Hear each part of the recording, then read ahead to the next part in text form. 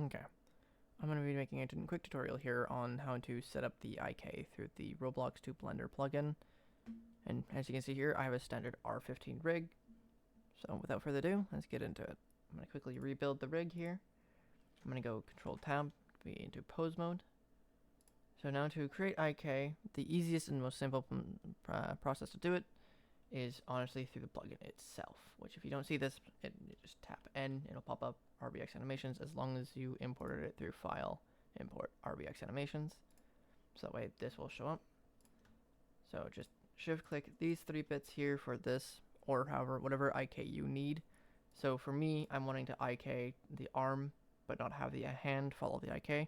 That'll make sense in a moment. So what I'll do is I'll quickly select these, create IK. It'll automatically set the chain length. If your chain length is not correct, which chain length just means bones to the root, so this one's got this one, and then root, so 2 bones. And then tick create pose bone. You will need this, trust me. Click OK. So now you'll see some IK poles and IK targets made. Quickly go tab and select these IK poles. Tap G, Y, 1, click. So that way they are a meter away from the rig. Trust me, that will make your life a lot easier. But anyways, tap tab to go back to pose. And now, one thing that a lot of people see the moment they make this is, well, the arms don't rotate correctly. So the best way to fix that, I have found, is just click on this, like on the yellow bone, apologies.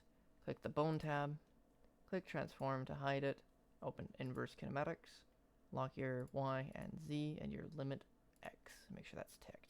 You'll see this like red circle show up.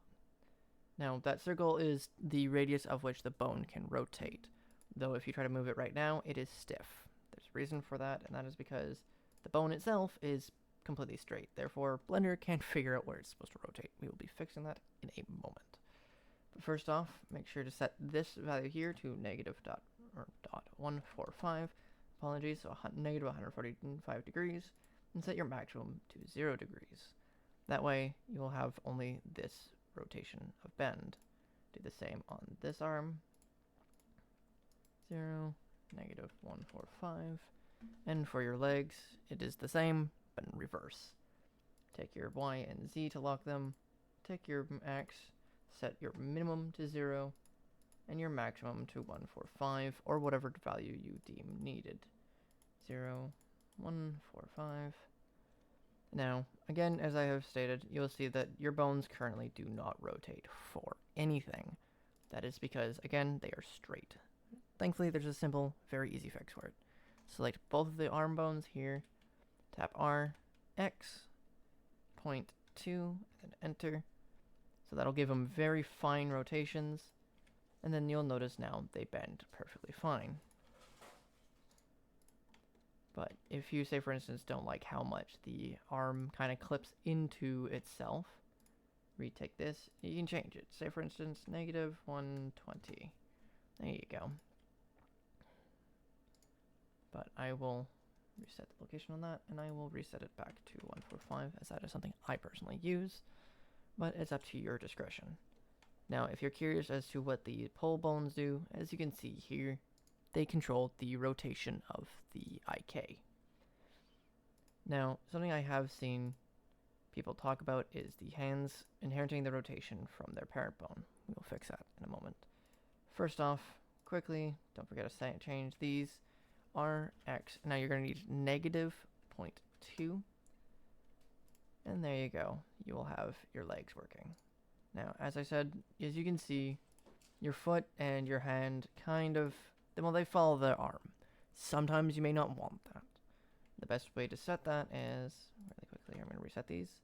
Go to the bone that you don't want to inherent rotation. Minimize this, open Relations tab, and untick Inherent Rotation. I'll do this for both of these. And as you see when you move, their own rotation will not change. So you can manually set these as you wish. So it'd make making walking animations just that much easier. Or whatever you wish. And with that, you're done. You've set up IK. It's quite simple, and you can do it on any rig. It will work with custom rigs or anything like that. You just need to adjust it accordingly to your rig.